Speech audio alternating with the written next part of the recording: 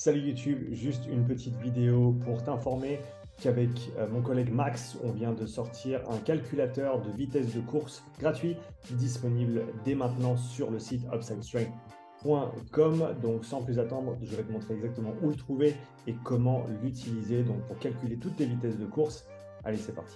Donc sans plus attendre, on se retrouve sur le site upsidestrength.com et tu peux choisir la langue dans laquelle tu souhaites opérer. À partir de là, tu vas simplement sous l'onglet ressources et sur la page calcul vitesse course à pied.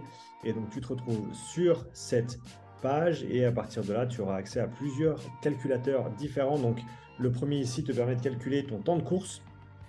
Tu peux choisir une des différentes distances qu'on t'a mis à disposition. Donc par exemple, si tu cours un 10 km à une vitesse de 5 minutes par kilomètre, on va avoir un temps de course de 50 minutes. Pour utiliser une autre unité de mesure, si tu veux utiliser les kilomètres à l'heure, eh ben, on peut regarder le marathon. Si tu le cours à 20 km à l'heure, ça te fait un 2, 0,6 et 35 secondes. Donc ce calculateur te permet donc de calculer ton temps de course. Si tu vas un petit peu plus bas, tu peux calculer ta vitesse de course ou ton allure de course.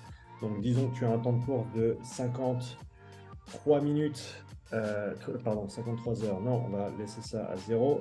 On va mettre 53 minutes et 40 secondes sur un 10 km. Et ben, on voit les différentes allures ici en km par heure, 11,2 km/h, 3,11 mètres secondes et 5 minutes et 22 secondes au kilomètre. Donc ça, c'est le deuxième calculateur qu'on a à disposition.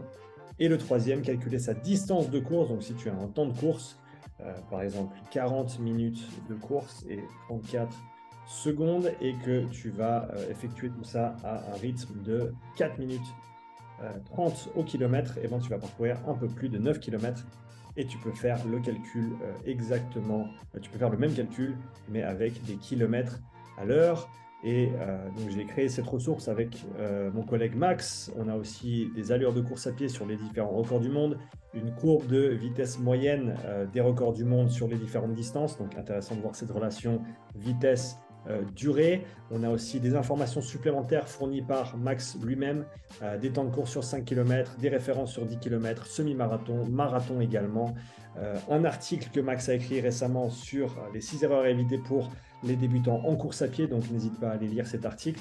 Et si tu veux plus d'informations, du suivi individualisé en course à pied, je te conseille de contacter Max via son site OnTrack Swiss. Donc voilà pour cette ressource gratuite disponible dès maintenant sur le site upsidestrength.com, lien dans la description. J'espère qu'elle te sera utile. N'hésite surtout pas à la partager avec tes amis, collègues, coureurs ou avec tes collègues et amis coachs également qui peuvent bénéficier de cette ressource.